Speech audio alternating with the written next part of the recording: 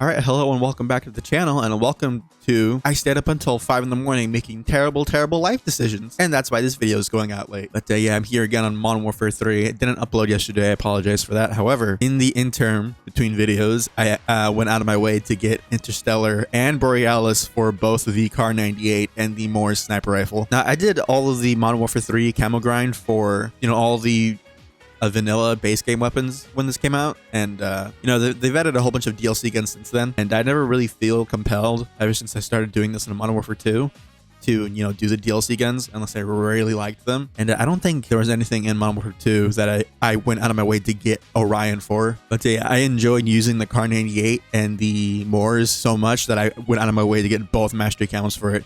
Now granted, it didn't take nearly as long as one would think, because obviously once you have the mastery camo unlocked, you just have to get the up to the priceless camo for it, and then you just automatically unlock it.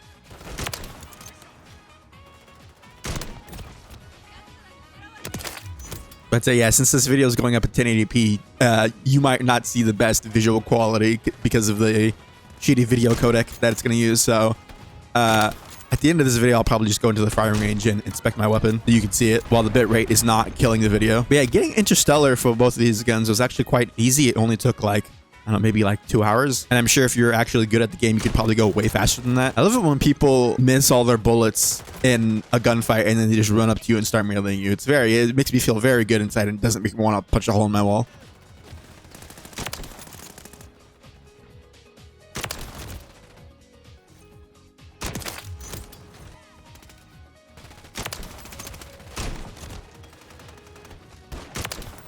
But yeah, the only annoying challenge for Interstellar, I don't remember what gun was for, but it was get 2 headshots in a single life. What was it, 15 times or some shit? It was kind of annoying, I won't lie.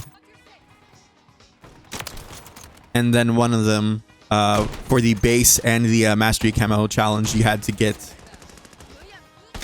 a total of 70 headshots for however many challenges had that requirement. That wasn't annoying, it just kind of took forever, but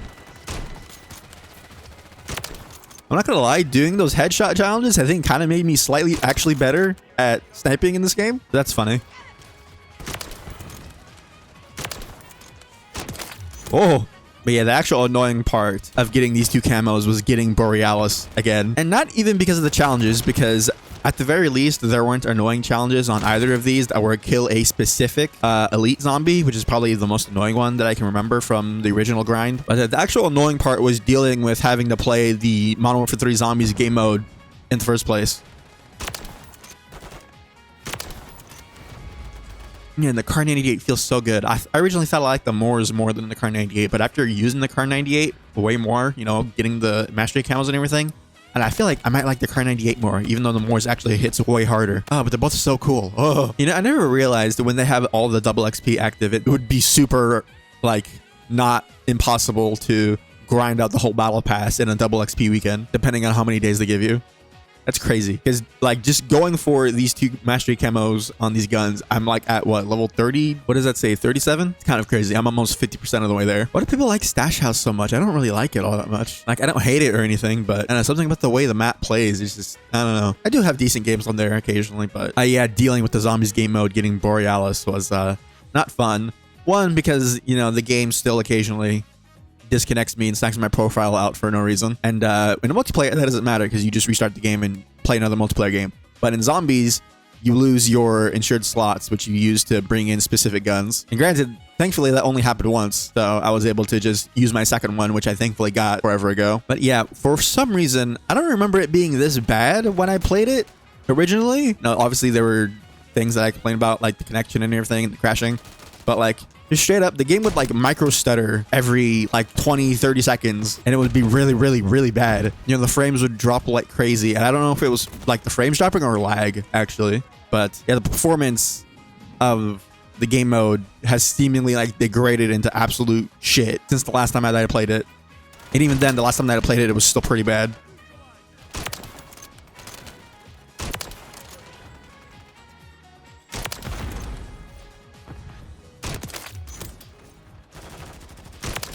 Oh, damn it.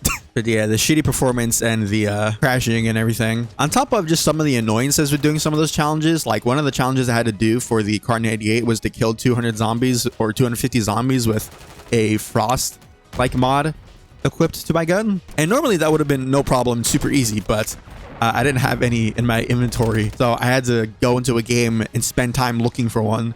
And it's just a random like reward drop chance from doing contracts and stuff like that. So, you know, there's no way to get a guaranteed one. So I think what a batch of zombies is like 40 something minutes. And I spent like 30 of those minutes looking for a mod, and I finally found one right before the match was about to end. And I thankfully got the kills that I needed. But God, that's like stuff like that is so annoying. You know, the only seemingly good thing that's been done in Modern Warfare 3 Zombies since the last time that I played it was that they increased its stash size from 10 to 20, which you could argue that's not really like a good thing. It's more like a showing mercy to the player base that still plays that game mode. But yeah, this has just affirmed the notion in my head of, yeah, I'm never doing the bioluminescent grind in this game.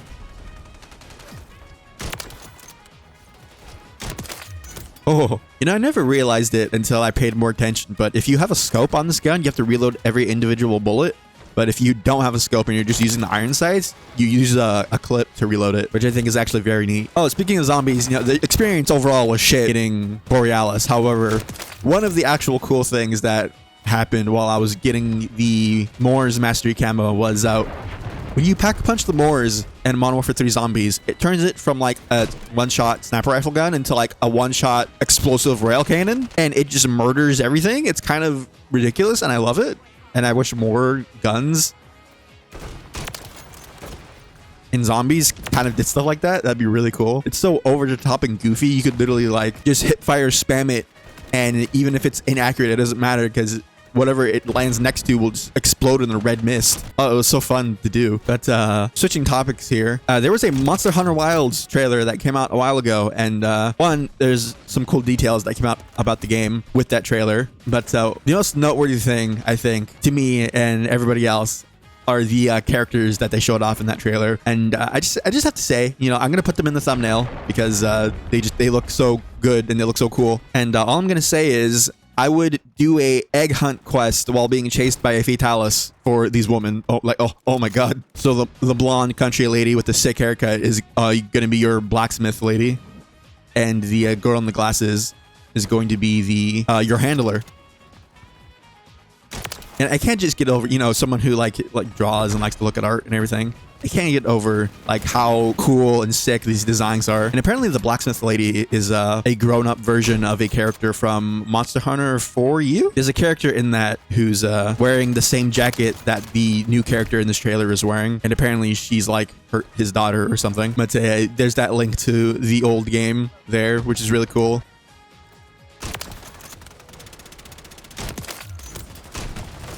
Oh shit! But yeah, I believe this is going to be the first mainline Monster Hunter game that's going to be on Capcom's newer engine. Although I don't know if it's going to be the RE engine or their like updated version of the RE engine called I think the shorthand is like REX or something. I don't remember specifically what it is, but I think it might just be on the RE engine. Wow, that guy went flying. Holy shit. Oh, also another just funny thing in the trailer. Apparently there's like a tiny baby Puke flying around in the background, and people are like making fan art of it on Twitter. It's super adorable and I love it. I mean, the mastery camos in this game they're so good. Like, look at this. Oh, this gun is it's so good. And then here's the Moors with Interstellar on it.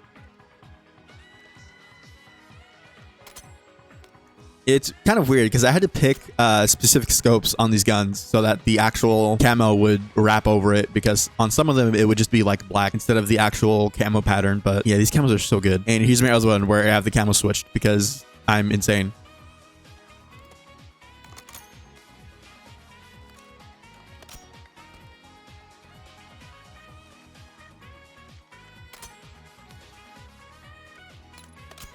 But yeah, one of the biggest gameplay things that was actually talked about was that because you have your mount, I forgot what it's called, but it's like a little lizard bird thing that can like glide around and stuff. It's kind of neat. But one of the things that having it allows you to do is carry 2 weapons into a hunt. So traditionally in Monster Hunter game, you pick one weapon and you bring that into the hunt, and that's all you have. And you can switch weapons if you go to like your camp and stuff, but on the go, you know, with your companion following you around, you can switch weapons on the fly, which is super cool. And some people have, you know, you can obviously have different weapons. You know, you can have like a great sword or like a sword and shield and stuff like that. Some people have thought of the idea of bringing 2 of the same weapon type, just with like different stats or affinities on it, depending on what it is that you're fighting. So like for multi-monster hunter fights, you know, you can have one weapon for each different weakness of whatever monsters you're fighting. People are already thinking about crazy shit like that. Oh, this game's gonna be so good. But yeah, that game's gonna be so good. You know, I would say I'd like to cryogenically freeze myself until 2025, but the Elden Ring DLC comes out literally in like 20 some odd days, so I must persevere and I must endure. But with all that said and done, I think I'm gonna go ahead and end the video here. I still need to edit it and upload it so it goes up in a timely manner. But yeah, if you did enjoy this video and I want to help support the channel, then leaving a like and subscribing would be very much appreciated. Do I regret getting these mastery camos for these 2 guns? No, but mostly that's because I really like these 2 guns. However, unless another gun comes out that I really like, I'm probably never getting Borealis for a gun ever again, just because of how annoying and shit that game mode is. But anyways, later.